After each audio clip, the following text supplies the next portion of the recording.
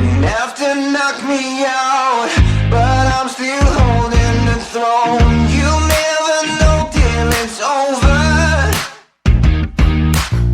So pretty it hurts. Just beware of. There's this one guy I told the story of. He found out I had a release date. This guy did not like me at all, and the feeling was kind of mutual. So we just kind of stayed out of each other's way. But I seen him coming up to me, and I thought, oh man, here we go. You know, he knows I got a date. He's gonna do something. You know, but he comes up to me. He has his sunglasses on. He takes them off. He goes, "I don't like you. I don't like you at all." But he said, "We've done our time together." He said, "Get out and stay out. Much respect." And he gives me a fist bump, and I was just. You know, I was just amazed, you know. That I don't really know why he didn't like me, but for me, with him, it was just something about him just rubbed me the wrong way, you know. I just tried to stay out of his way, you know. It's just, there was something about him I didn't like. I mean, some people are like that, man. I remember when I was getting ready to get out, a dude came up to me that I didn't really like, and he came up to me and he said, "Yeah, I'll see you soon. You'll be right back."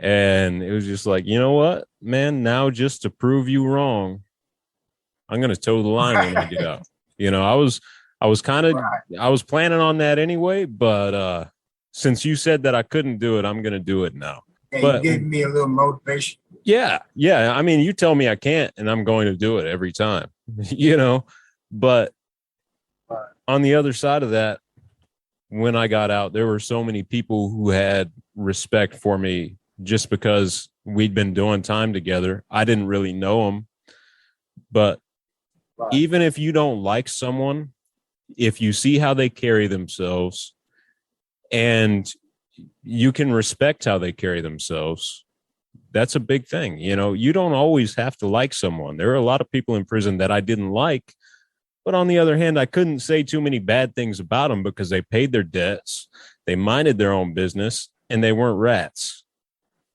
So, you know. Right. I respected this guy, you know, for who he was and how he handled himself and everything. And I guess that's the way he was with me. But we just didn't like each other, you know, rubbed each other the wrong way or something, you know. Sometimes it's just like that with personalities, though. Did you ever have that problem with a cellie? I imagine you've had quite a few cellies. I actually had a cellie for a long time. On one occasion, I lived with the same dude for about 5 years.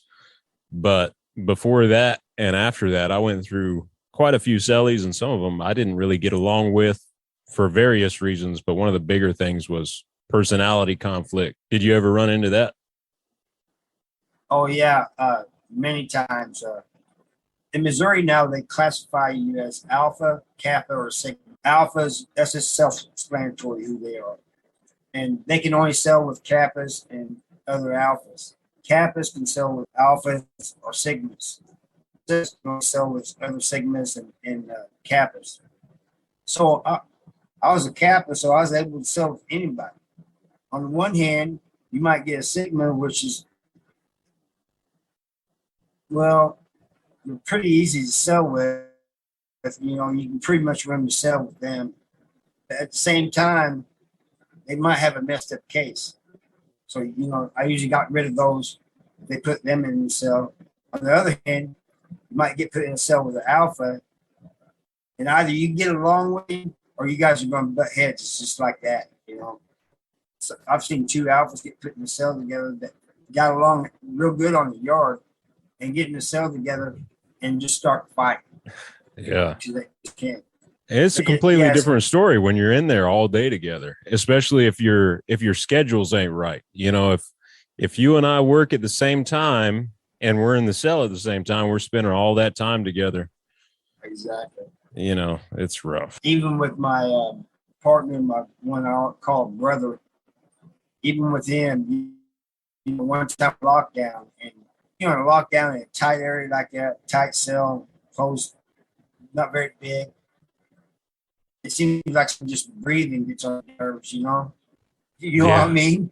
Yep. Anything he does, just you know, because you're locked in there for however long you're on a lockdown, and you just get tired of seeing the guy. You know? Yeah, I do know exactly what you're talking about, man. I've been celled with some dudes that I couldn't stand. Matter of fact, on one occasion, I told someone that I was selling with, I said, "Hey, look, man, you're going to chow. Don't come back. Like, I don't care if you check in. I don't care if you get in a fight with someone. I don't really care if you tell the police that I said that I was going to beat you up. I don't care, but don't come back." Well, I was in Potosi, and they put a guy in my cell that I noticed that he was going from cell to cell and getting moved the time. And I didn't know why. And come to find out, he tells me that him and his wife was in prison, put their son in the closet, locked him in the closet, and then went out partying. And when I came back, he was dead. You know, and I said, "Man, you gotta leave. You can't stay in here, dude." And I said, "I'm being nice about this because I should be beating your ass right now. You leave." So he goes out there and he tells the guard, he says, "I can't sell with him." So guard and caseworker called me down there and they said, "Why can't you sell with him?" I said, "In this case," they said, "Well, you know, you're going to have people with different types of cases, you know, in here." And I said, "Well, I'm not selling with him." And I said, "One of us is going to get hurt." They said, "Is that a threat?" I said, "No, that's a promise. You know, one of us is going to get hurt." I didn't say him. I said one of us, you know. And they said, "Well, go back to the cell." So I went back up to my cell and they kept him down there for a while. And then they came up there and they said, "All right, can he at least come up here and get his property?" I said, "Well, yeah." And so he came up there and got his property, and then they moved somebody else in with me. But I was not selling with that at all. And I don't blame you, because something like that, in your case, where they're trying to make you live with someone who has a case like that, that's going to grate on you over time. Yeah, you're going to have to look at that person every day. You're going to have to talk to them every day. Eventually, y'all are going to get in a fight. You know, you're going to be in a bad mood and you're going to look at that dude and be like, "You know what? I don't even like you anyway. I'm in a bad mood. Why not?" Right. And that did happen one time, you know, but it was not with somebody with a case like that, but it was just, I just didn't really like the guy. I don't even think he really me either. Or maybe he didn't care, but either way, uh, I was just having a bad day, and I said, "You know what?" And we started fighting. You know, yeah, I know exactly what you're talking about. You know? And people, I don't think people understand that. You know, they think that it's all about everybody's fighting. You know, everybody's a homosexual, and that's not it. Some people you get along with, and you may go a long time without fighting, and then you may get in a whole bunch of fights in a row, or you know, people in prison laugh and they joke. And I guess from what I've been reading about people saying they think we're all serious and that we're all killing one another. Well, that's pretty much the case at MSP, but these new prisons, it hasn't been really like that, you know. I mean, there's violence in them too, but there's those people just having fun, trying to just do their time, you know.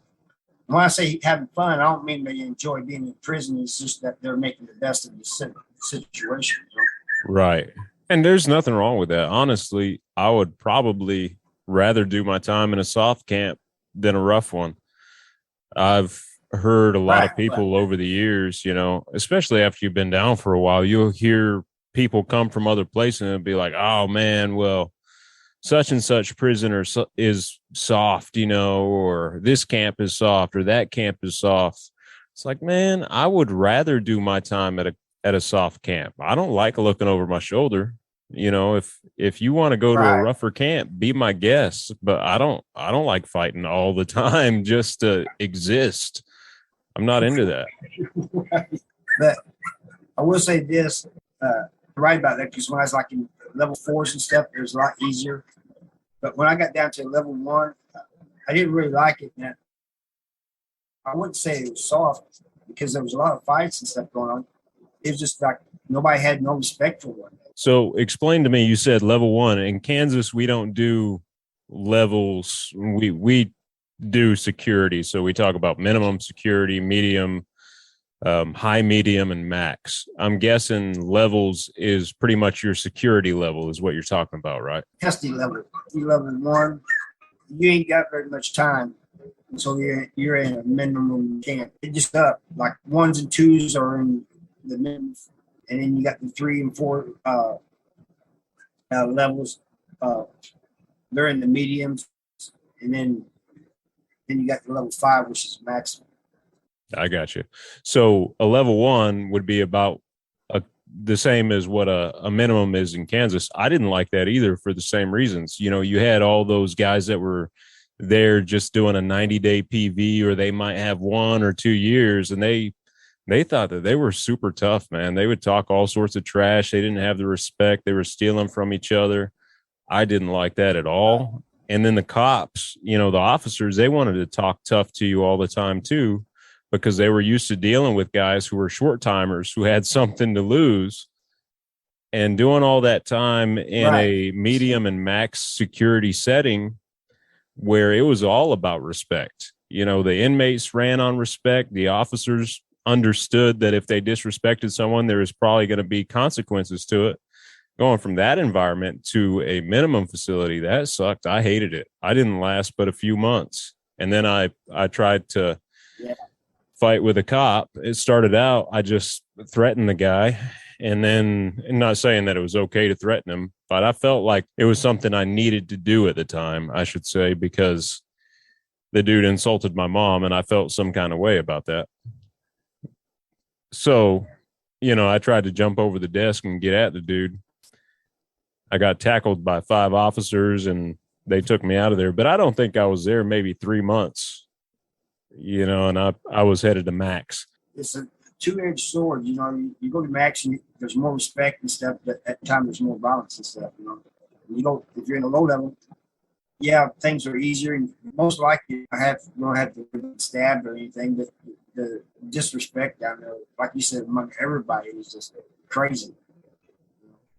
Yeah, that was the thing for me. It was just a different environment, and for some people that is probably a good thing because it helps them make that transition. Because out here on the streets, you know, you can't fight all the time and you can't go sharpen something if somebody disrespects you. You know what I mean? That would be crazy. But for me, it wasn't very helpful.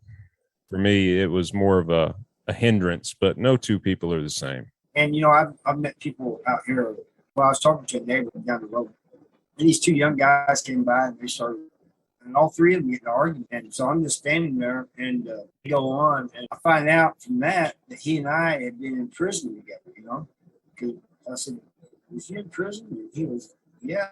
And I said, where was you at? And come find out we was on the same yard at the same time. I guess we just didn't recognize one another. But Right. He goes, those 2 there. He goes, I met them when I got down to a lower level camp. He goes, they've never been to anything but a low level camp. He goes, they walk around like they're because they've been in prison, you know. He goes, they just don't know, you know. Yeah. Yeah, it gets pretty rough in a medium or a max, at least in Kansas. I don't know what the mediums are like in Missouri, but in Kansas, the medium and max, they're both violent. They can get pretty rough. And I don't know. You know, I said I used to laugh at guys who call the camp soft, but on the other hand, I really didn't like being in minimum. I couldn't stand it, but it was just because of a lack of respect. It wasn't because it was soft. It was because of a lack of respect. But yeah, I've seen guys that have done the same thing. You know, they went in for 12 months or something and then they get out and they're acting like they're tough or like they were running something. Like, man, get out of here. Got tattoos all over, you know. Yeah.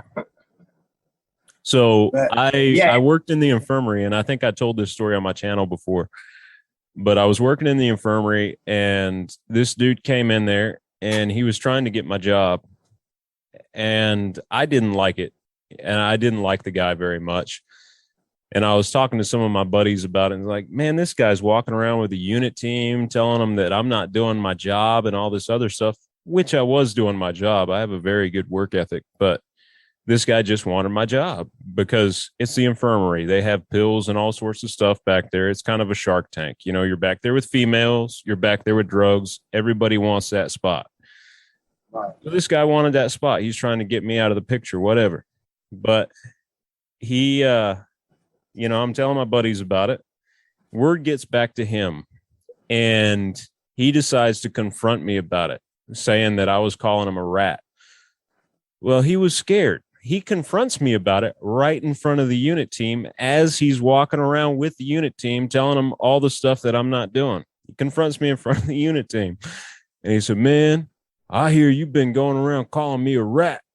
Well, I'm a killer. Look here. I knew what he was in prison for. He got hit for a manslaughter charge because he was driving too fast with his girlfriend on the back of his motorcycle. He wrecked it and she died. He got like 2.5 years for manslaughter, walking around calling himself a killer. And we got that situation settled, right? Not in front of the unit team either, but he got checked by some people. You know, it didn't come to blows or anything like that, but some people pulled up on him and he got scared, which I knew he was going to get scared. He wasn't in there for anything serious. He was putting up that facade. He wanted to act like a tough guy, but he wasn't a tough guy. You know, there was a information thing that happened. I sat down, and then the other 3 seats were empty, and these 2 guys sat down. One was an older guy, and one was a young guy, and this young guy would not stop talking. And the older guy kept telling me, he goes, man, I told you, man, he goes, your mouth is going to get you in trouble. So he looks over at me, the young guy does, and he says, hey, Pop's here. He's been at the walls. I said, oh, yeah. And he said he was somewhere else at some other camp. I can't remember which one he said. I said, what's that supposed to mean to me? The old guy's telling him again.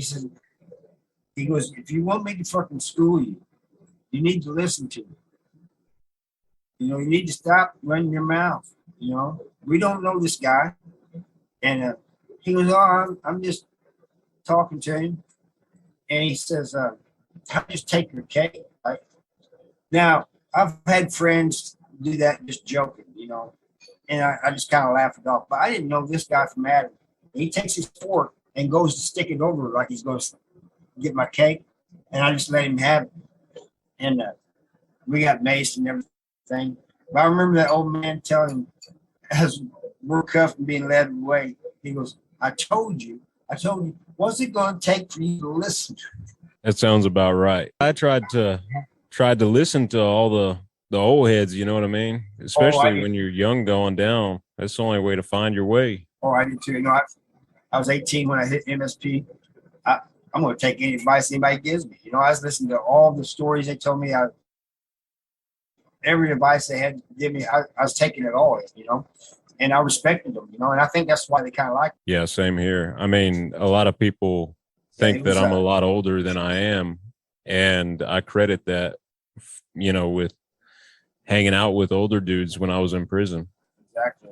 If you just listen to them, a lot of times they ain't going to steer you. They'll tell you, you know, what's up, you know, what to look out for, you know, how to do your time and this and that. But they didn't talk to me until after my first fight. You know, everybody was just kind of like watching me, you know, to see how I was going to react. And then after my first fight, here comes all these dudes, you know, talking to me and everything, patting me on the back. Yeah, you did the right thing. You did good. Man, I got my ass stomped. It don't matter, you know. Yeah. Yeah, that's it too. And everybody always watches. When you're in prison, everybody observes. You don't do nothing that nobody doesn't see. You know, if you're someone who's going around not paying debts and acting a fool, people are going to see it.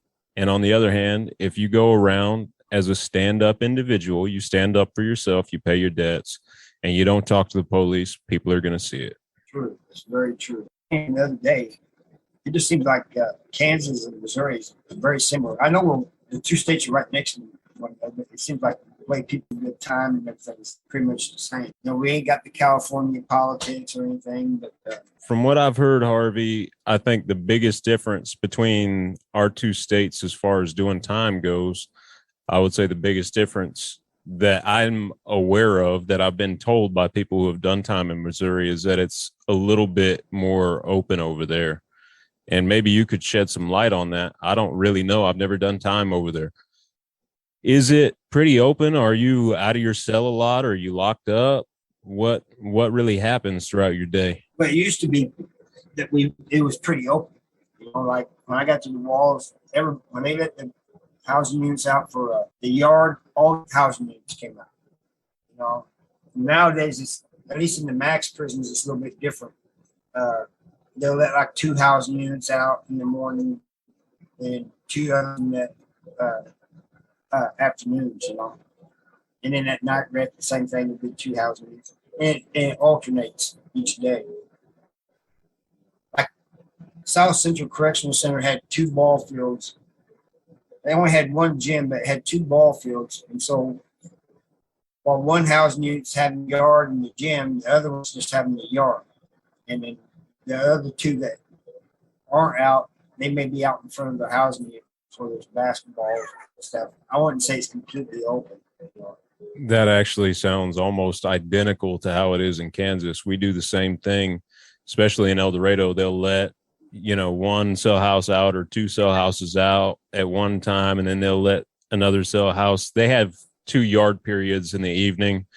They have what's called a level 3 yard in the afternoon, which is based on their incentive level. In Kansas, if you stay out of trouble, you get your level 2. If you stay out of trouble a little bit longer, you get your level 3. And basically that just means you can have your electronics and you can order a bunch of stuff on Canteen. So they have a yard for just those guys. And then in the morning they have lay-in yard. So that's what's a little bit more open in Kansas is the lay-in yard, because everybody comes out if they're laying. It doesn't really matter what cell house they're in. And on level 3 yard, everybody comes out if they're level 3. It doesn't matter what cell house they're in. But in the evening, detail yard is in the evening, and that's divided based on what cell house you're from. But it's not the same way in every prison either. That was El Dorado. In Lansing, it's a little bit different. In Hutch, it's a little bit different. But to clarify for the people who are going to watch this, what we mean by open or wide open is how much movement you have. If a prison is open, it means you have a lot of movement. You're out of the cell, you're in the day room, you're in the yard, you're going to programs. You can move around. You can skate. In other words, you can go somewhere even if you're not supposed to be in that area at that time. You can move around. You can get stuff done. You can move contraband if you need to move contraband. You can holler at your buddies if you need to holler at your buddies. You can get places and do things within the prison is basically what we're saying. Exactly. And we use that same word, skate. I worked in recreation when I was at South Correctional Center, so I was out all day anyway. And the thing about that, you always had somebody from one housing unit want you to pass something to somebody in the next housing unit when they have rec, And I would, if it was somebody I was cool with, I would just do it, But if it was somebody I didn't know, you're gonna have to give me something, I ain't taking this weed over and giving this to this guy without you giving me something, But if it's like I said, if it's somebody like a friend or something, I would just do it, Okay, I got you. I always tried to be respectful of everybody. Like if a dude was working in the laundry and I needed some extra clothes, whether or not that was his job to do that, I would always give him something, either a couple of stamps or some coffee or something. Before I was on maintenance anyway, if I needed my lights changed out in my cell, I'd always give them something. I always try to look out for people because that is a hustle. Even if they didn't ask for it, it's just one of those things. You know what I mean? Yeah, I did the same thing. Like if I got a haircut or something, I'll kick the barber down a bag of coffee or something, That's just something you did, Like you said, a few stamps to this guy for doing this, a few stamps to this guy for doing that, maybe a bag of top to this guy. And it all comes back to really because, like you paying them, there's going to be coming a time when they're going to pay you for something, you know? Absolutely. Yeah. Nothing happens in a vacuum, is like we were talking about before. All that stuff, people are going to remember that. And if you're being watched, which in prison, you're constantly being watched by someone. If it's not the police, which usually it is the police, it's other prisoners, and they're going to see what you're doing and how you carry yourself. If they see you looking out for other people, they're going to look out for you. Not all of them will. You know, there are sharks. People will try to take advantage of you, and people just want to look out for number one. But there are a lot of people who are going to look out for you when you need help. Yeah, you know, if you look out for them, they're going to look out for you. It's just the way it works. Like you said, there's some that, you know, that won't do that. You know, you may do them a good favor, and it's like they forget about it. But for the most part, when you do things like that, it comes back. You know. Yeah, I mean, 100%. And that's crazy that you worked rec, because I worked for the activities department, which is the same thing. I worked out at gym and yard, and my job, you know, technically he could have asked me to do anything out of yard. My boss could have, but I was in charge of the musical instruments. I changed all the guitar strings. I made sure the guitars worked. I did all that stuff. But I was out there every yard period, and between yard periods, I was out of my cell all the time. I mean, you want a lot of movement. If you're in prison and you want out of your cell, that's one of the best jobs to have. Fishing is the job. If you want out all day, that's the job to have. Of course, in Missouri, in the match, you go through 90 days of food service before you get the other job. But yeah, that's the job you want, you know. But, you know, there's some people that think food service is the job to have. I just don't think it is. You know, there's some that think this job is the best job, and I think recreation is sweet. I would say working for gym and yard was one of my favorite jobs, and being in the dog program, that was also big up there, you know, because I love animals. I love dogs. So if I can get paid to take care of a dog, I'm there. But I didn't like food service. I refused to work in the kitchen because that's a shark tank. You know, you got all those guys in there that are trying to, you know, get their hustle on and stuff, and they don't want people stepping on their toes. And everybody wants those spots. You know, everybody wants to be in a spot where they can get food to take back to the cell house, or get yeast, or get spices, or whatever, or hook someone up in some way. And you can't hate on them for it.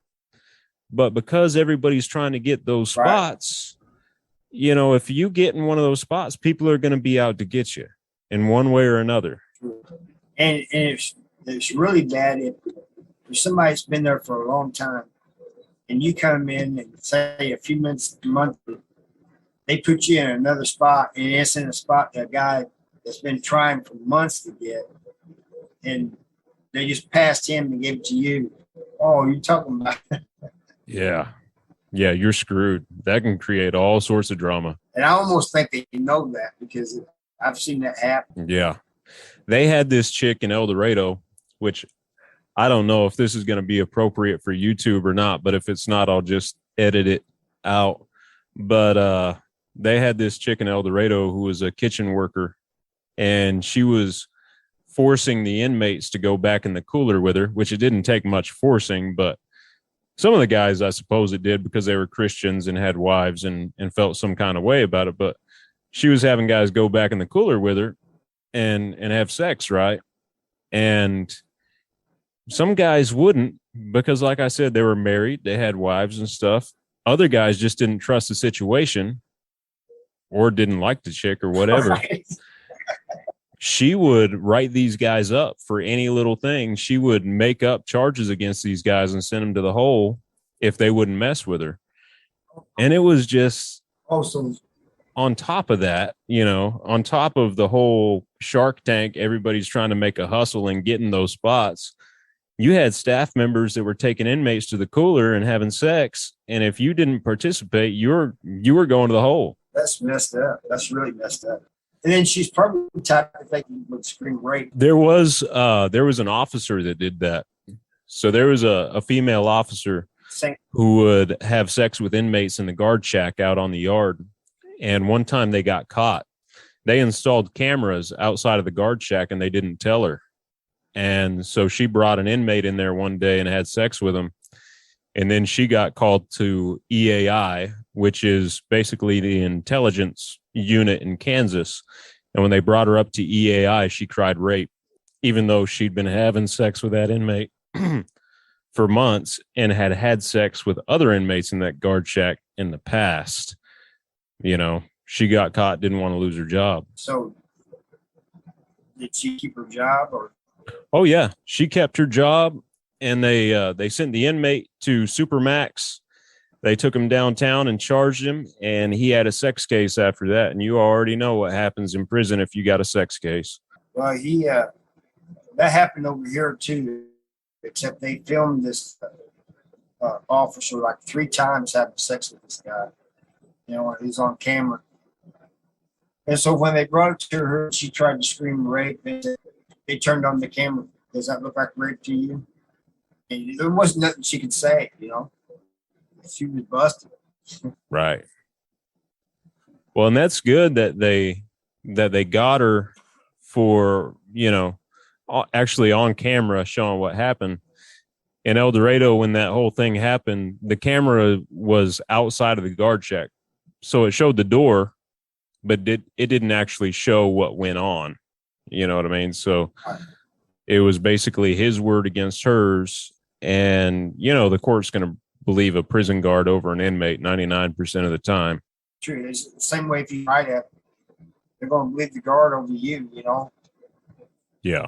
And the write-ups, at least over here, the write-ups even say conduct violations, even say based on the officer's statement, we find you guilty. Well, we got about 10 minutes, a little bit under 10 minutes left, Harvey.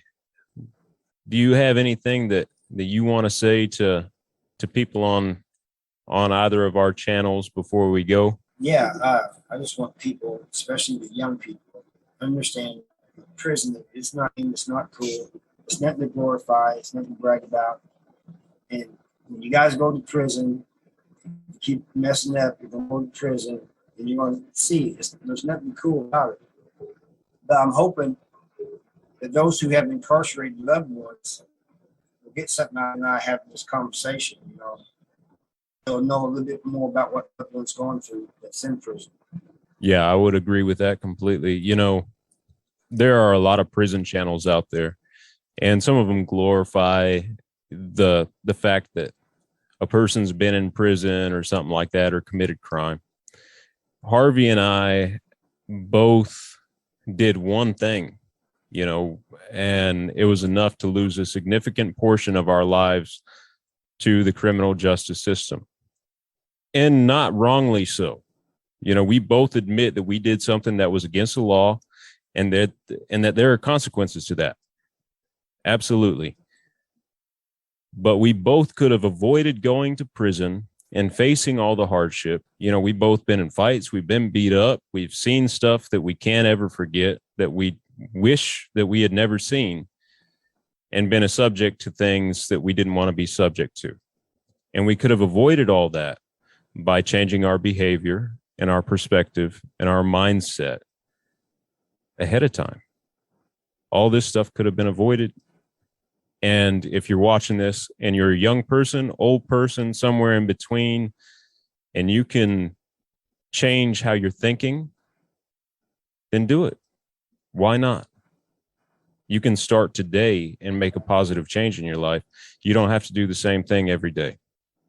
People have an amazing capacity for change. With that, I want to thank you, Harvey, for reaching out to me. And I want to thank you for letting me be on your channel and for being on my channel, man. It's been great talking to you and doing this with you. And I hope we can do it again in the future. It's been a lot of fun. Yeah, me too. It's been a pleasure. And I thank you for having me.